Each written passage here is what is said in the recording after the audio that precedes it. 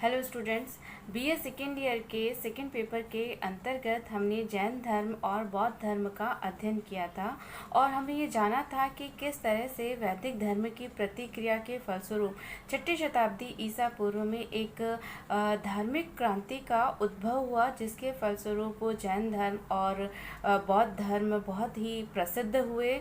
और धर्मों की इसी श्रृंखला को जारी रखते हुए आज हम वैष्णव धर्म का अध्ययन करेंगे और हम जानेंगे कि वैष्णव धर्म का विकास किस तरह से हुआ और किस तरह से इसका प्रचार प्रसार हुआ।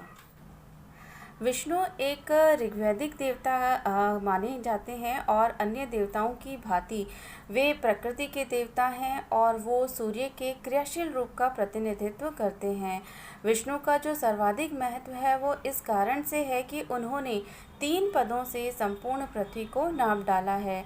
बाद की संहिताओं और ब्राह्मण ग्रंथों में हम विष्णु के प्रभाव में वृद्धि होते हुए पाते हैं और शतपथ ब्राह्मण में उन्हें एक तरह से यज्ञ का प्रतिरूप माना गया है और उसमें बताया गया है कि देवताओं के युद्ध में वे सर्वशक्तिशाली सिद्ध हुए और सबसे ज़्यादा प्रसिद्ध घोषित किए गए। ऐत्रेय ब्राह्मण में भी विष्णु को सर्वोच्च देवता कहा गया है। अगर हम बात करें महाभारत की, तो महाभारत में हम विष्णु को सर्वश्रेष्ठ देवता के रूप में प्रतिष्ठित पाते हैं और एक तरह से समस्त महाभारत विष्णु से व्याप्त है और इसमें विष्णु के विभिन्न अवतारों का उल्लेख हमें मिलता है और जिनमें से एक अवतार कृष्ण वासुदेव हैं।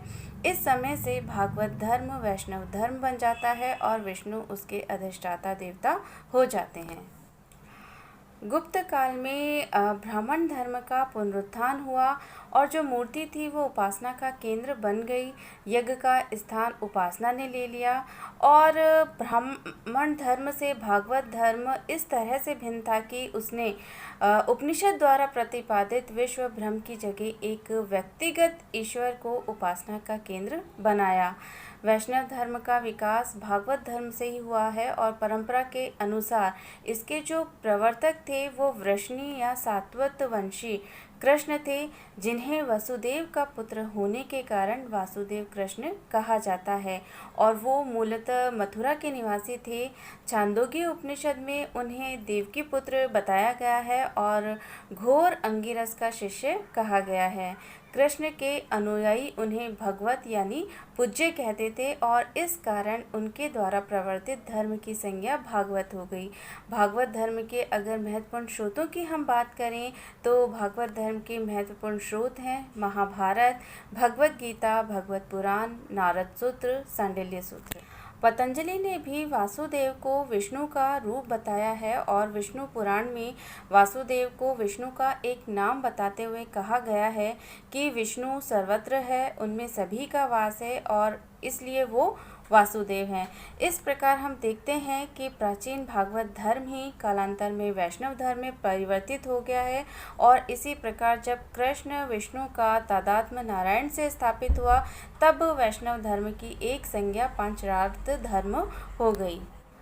वासुदेव अथवा भागवत धर्म की अगर हम प्राचीनता की बात करें तो इसकी प्राचीनता ईसा पूर्व 5वीं शती तक मानी जाती है और महर्षि पाणिनि ने भागवत धर्म और वासुदेव की पूजा का उल्लेख किया है। उन्होंने वासुदेव के उपासकों को वासुदेवक कहा है और प्रारंभ में ये जो धर्म था वो मथुरा और उसके समीपवर्ती क्षेत्रों में प्रचलित था। यूनानी राजदूत मैगस्थनीज मथुरा के लोगों को हेराक्लेस का उपासक बताता है। मथुरा का समीकरण उसने शूरसेन से किया है और इससे हमें पता चलता है कि जो वासुदेव हैं वो कृष्ण ही हैं। सिकंदर के समकालीन यूनानी लेखक हमें बताते हैं कि पोरस की जो सेना थी वो अपने समक्ष हेराक्लेस की मूर्ति रखकर युद्ध करती थी और भागवत धर्म में कृष्ण को सर्वोच्च देवता मानकर उनकी भक्ति द्वारा मोक्ष प्राप्ति का विधान प्रस्तुत किया गया है। महावीर बुद्ध की ही तरह जो वासुदेव कृष्ण थे वो भी अब एक ऐतिहासिक व्यक्ति माने जा चुके हैं और वे वृष्णि कबीले के प्रमुख थे। मथुरा से भागवत धर्म धीरे धीरे भारत के अन्य क्षेत्रों में भी फैलने लगा और हालांकि अशोक के लेखों में इस धर्म का उल्लेख नहीं मिलता, लेकिन मौर्य काल के पश्चात ये धर्म मध्य भारत में अत्यधिक लोकप्रिय हो गया और शुंगों के काल में इस धर्म का विकास हुआ और विदेशी भी इसे ग्रहण करने लगे। यदि हम बात करें पुरातात्विक प्रमाणों की, तो उनसे भी हमें इस धर्म की लोकप्रियता की सूचना मिलती है और भागवत धर्म से जो संबंधित प्रथम स्मारक है वो है विदिशा का गरुड़ स्तंभ। इसमें पता चलता है कि तक्षशिला के यवन राजदूत हेलियोडोरस ने भागवत धर्म ग्रहण किया था और इस स्तंभ की स्थापना करवाकर उसकी पूजा की थी। राजस्थान के घोसुंडी से प्राप्त एक लेख में एक अनुयायी द्वारा भागवत की पूजा के निमित्त शिला प्रकार बनवाए जाने का उल्लेख भी हमें मिलता है और ये जो लेख है वो ईसा पूर्व प्रथम शती का है। इससे पता चलता है कि इस समय तक राजस्थान में भागवत धर्म बहुत लोकप्रिय हो चुका था और इसी समय का एक लेख महाराष्ट्र के नाना घाट से मिलता है जिसमें संकर्षण तथा वासुदेव की पूजा का उल्लेख है। तो इससे ये निष्कर्ष निकलता है कि महाराष्ट्र में भी भागवत धर्म का प्रचार हो चुका था। कुषाण काल में भी ये धर्म भारत के विभिन्न भागों में प्रचलित हुआ और हुविष्क और वासुदेव जैसे शासक वैष्णव मतानुयायी थे। इसी समय में भारत में मूर्ति पूजा का प्रचलन होता हुआ हमें नज़र आता है और यह भागवत धर्म या वैष्णव धर्म का अभिन्न अंग बन गई।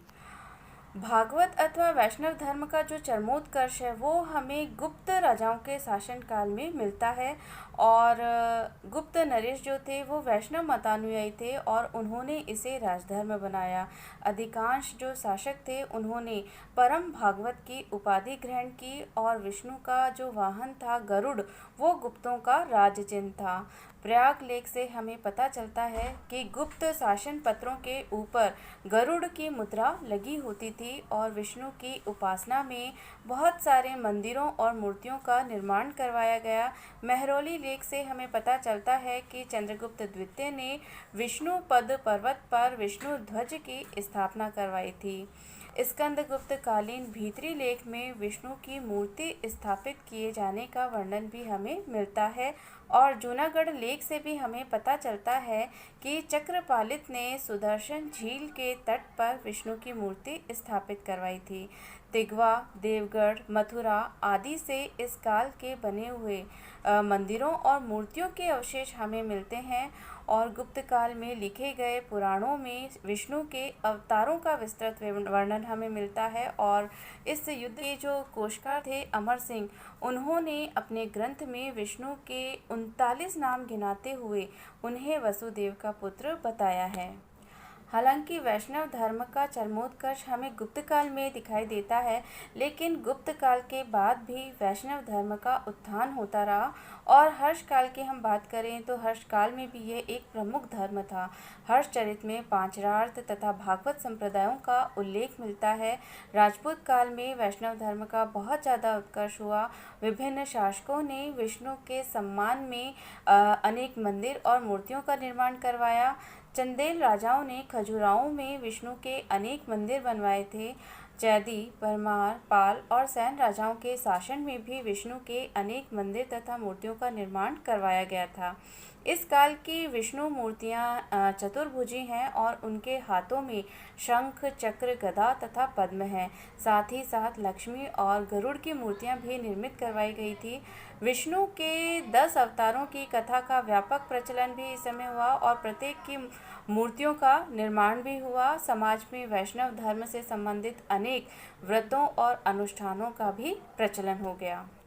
उत्तरी भारत के समान दक्षिणी भारत में भी वैष्णव धर्म का प्रचार हुआ और संगम साहित्य से हमें पता चलता है कि ईसा की प्रथम शती में यह तमिल प्रदेश का एक महत्वपूर्ण धर्म था।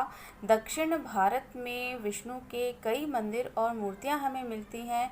वेंगी के पूर्वी चालुक्य शासक जो थे वो वैष्णव मतानुयायी थे और उनका राजचिन्ह गुप्तों के समान ही गरुड़ था उनके लेखों में वराह की उपासना हमें मिलती है। राष्ट्रकूट काल में भी दक्षिणापथ में वैष्णव धर्म का बहुत विकास हुआ।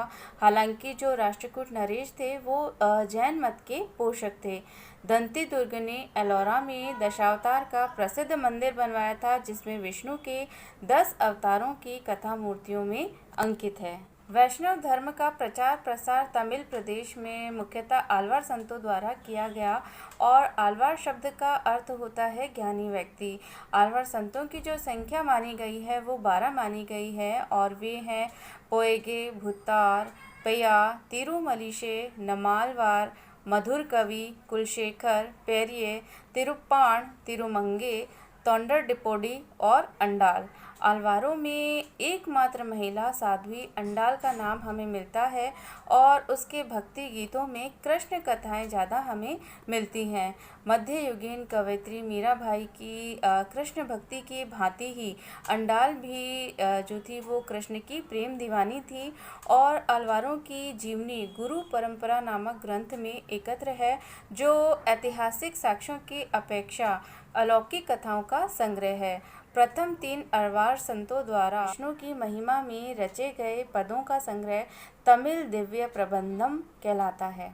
आल्वार संतों और आचार्यों के प्रभाव में आकर अनेक पल्लव राजाओं ने वैष्णव धर्म ग्रहण किया और उसे राजधर्म बनाया और विष्णु के सम्मान में मंदिरों और मूर्तियों का निर्माण करवाया। सिंह विष्णु ने मामल्लपुरम में आदि वाराह मंदिर का निर्माण करवाया था। नरसिंह वर्मा द्वितीय के समय में कांची में बैकुंठ पेरुमाल मंदिर का निर्माण करवाया गया था।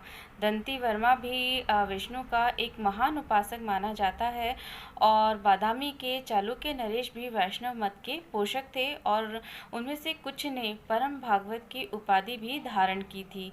ऐहोल में विष्णु के अनेक मंदिर का निर्माण किया गया था और चोल राजाओं की अगर हम बात करें तो उनके समय में शैव धर्म के साथ साथ वैष्णव धर्म की भी बहुत प्रगति हुई। तो इस प्रकार हमने ये जाना कि वैष्णव धर्म का विकास विभिन्न युगों में किस प्रकार हुआ और किन किन शासकों द्वारा वैष्णव धर्म को संरक्षण प्रदान किया गया।